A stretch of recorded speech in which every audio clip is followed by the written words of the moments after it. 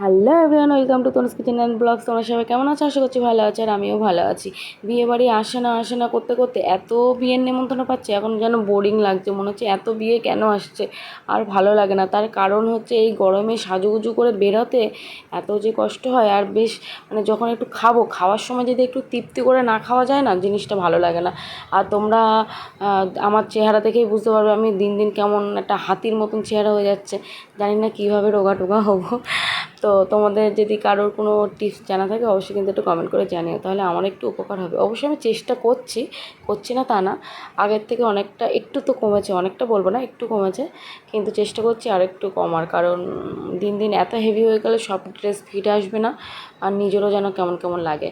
আর বিয়ে বাড়ি গিয়েছি, মাম্মাম ড্যান্স করবে না সেটা তো হতেই পারে না, কারণ ও গান শুনলে তো একদম থাকতে পারে না। সেই কি বলবো, মানে যদি টয়লেটে যাই, টয়লেটে গিয়েও মানে গান শুনতে পেলে গান করা শুরু করে দেবে বা হাত পা ছড়ানো শুরু করে দেবে। একদমই মানে থাকতে পারে না, প্রচণ্ড ভালোবাসে নাচ করতে। তো এখন দেখছি রিসেন্ট কদিন বলছে, মানে টিভিতে যে গানের শোগুলো হয়, রিয়েলিটি শো, তো সেইগুলো দেখে আর বলে, মামা আমি এরকম গান করব। আমি কি করে গান করব? আমার কি আগে মুখস্থ করতে হবে, তারপরে আমি বলবো? এইসব ওর প্রশ্ন। তো মানে এইসব জিনিস ওর না খুব ন্যাক আছে। তারপরে ও খুব ব্যায়াম শিখতে মানে শেখার জন্য বায়না করছে, কারণ আমার পাশের বাড়ি একজন শেখে।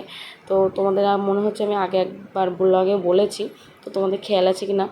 তো সেটার জন্য খুব জ্বালাতন করছে। এদিকে ড্রয়িং শিখবে বলছে, কিন্তু একটা বাচ্চার ওপরে এতগুলো চাপ দেওয়া তো ঠিক না। তো ও খুব নাচতে ভালোবাসে বলে নাচটাই শুধু দিয়েছে, আর ড্রয়িংটাও শিখতো। ড্রয়িংটা অনেক কাজে লাগে, প্রথমত নিজে একটা হাতের কাজ, আর ভবিষ্যতে মানে স্কুলের প্রজেক্টের কাজ টাজ দিলে সেগুলোও করতে পারবে, সেই কারণে ড্রয়িংয়ে দেওয়া। কিন্তু সেটাও রিসেন্ট কিছু সময়ের অভাবে সেটা বন্ধ করে দেওয়া হয়েছে। তো কি করা যাবে, যেটা ভালোবাসে এখন করুক, তারপরে পরে সময় অ্যাডজাস্ট করতে পারলে আবার ওকে চেষ্টা করবো সব রকম জিনিসের মধ্যে ইনভলভ করার। তো যাই হোক, এদিকে মাম্মাম তো বেশ নাচুকুচু করছে, আর আমি ভাবলাম যাই চলো একটু সেলফি টেলফি তুলে নিই, একটু খাওয়াও যাক। কারণ অনেকটা দূরের রাস্তা, অনেকটা দূর, প্রায় 40-45 মিনিটের ডিস্টেন্স। তো ওই জন্য ভাবছিলাম যে বেশি দেরি না করে আগে খাওয়া দাওয়া করা যাক। আর এই দেখো আমি সুন্দর করে সেজেছিলাম, এটা হচ্ছে আমার রিসেপশনের শাড়ি। তো আমি এইভাবেই পরেছিলাম, এখন দেখছি ট্রেন্ডিং চলছে এইভাবে শাড়ি পরা, তাই ভাবলাম এইভাবে একটু পরি। আর যেহেতু অনেকটা দূরের রাস্তা, তাই জন্য বেশি কোনো গয়না পরতে পারিনি, একদম হালকা পাতলা একটা পরেছিলাম। আর সিম্পল বলতে এরকমই লুক রেখে দিয়েছিলাম। অনেকে অনেক রকম ক্যারি করে, বাট আমি একটু সিম্পলের মধ্যে চাই। তো যাই হোক, ওখান থেকে সাজুগুজু করেছিলাম, ছবিও তুলেছি, খাওয়া দাওয়া করে রাত্রে আবার চলে এসেছি। অনেকটা রাত হয়ে গেছিলো বলে আর কোনো ব্লগ শ্যুট করিনি, জাস্ট সকালবেলা উঠে রান্না টান্না কমপ্লিট, বাবাকে ডাকতে আসছি, বাবা চলো ভাত খাবে, স্নান করে নাও। এদিকে এসে দেখি আমার শ্বশুরমশাই কী করছে, তুলসী তলায় রঙ করতে বসে গেছে। আর মানে বাবা না এইসব জিনিস খুব ভালোবাসে, মানে যেখানে কোথাও একটু রঙ উঠে গেছে বা কিছু হয়েছে সেইগুলো আগে ঠিক করতে বসে যায়। কিছুদিন আগে আমাদের ম্যারেজ হলে রঙ করেছে, সেই রঙ একটু ভেজেছিল, তো সেই রঙগুলো নিয়েই বসে পড়েছে রঙ করতে। মাম্মাকে বললাম দাদাকে ডেকে নিয়ে এসো, ও যে দাঁড়া ফোনটা নিয়ে যায় একটু ভিডিও করে নিয়ে আসি। তো সেই কারণে ও এসেছে, ভিডিও করছে। মাম্মাম করেছে কিন্তু এটা আমি করিনি।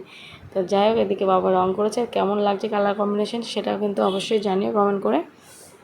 আর এইদিকে দেখো মাম্মা আমার কাছে দিয়ে দিয়েছে, বললো মাম্মা আমি ভালো করে তুলতে পারিনি, তাই জন্য আমি ভাবলাম যে আমি একবার তোমাদের শেয়ার করি। তো সেই জন্য আমিও আমাদের ঘরের ভিতর থেকে আমি দেখানোর চেষ্টা করছিলাম। আর এদিকে মামি দেখো মানে জামা কাপড় কেচে সব মেলে দিয়েছে তারে। মামি আমরা এটা আমাদেরই তার, তো এখানে রেখে দিয়েছে, আর আমরা বাড়ির ভিতরে মেলেছি, আমাদের ওখানেই হয়ে গেছে। আর গামছা টামছাগুলো না রঙ উঠে যাচ্ছে, তাই জন্য বারান্দায় দিয়ে দিয়েছি, ব্যালকানিতে। আর এদিকে দেখো এই যে আমি দাঁড়িয়ে আছি, আমি দাঁড়িয়ে দাঁড়িয়ে এত হাসছিলাম, আমি মাম্মাও ভিডিও করতে গিয়েছে, আর ও দাদা বলছে হ্যাঁ হ্যাঁ ভিডিও করো ভিডিও করো। তো খুব হাসি পাচ্ছিল। যাই হোক, এদিকে মাম্মা শুয়ে পড়েছে, এবার খাওয়াবো কারণ অনেকটা দেরি হয়ে গেছে।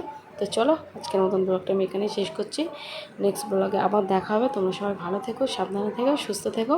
আর ও এদিকে টিভি দেখতে থাক, আমি রান্নাঘরে যাই, ভাতটা নিয়ে আসি। তো টাটা।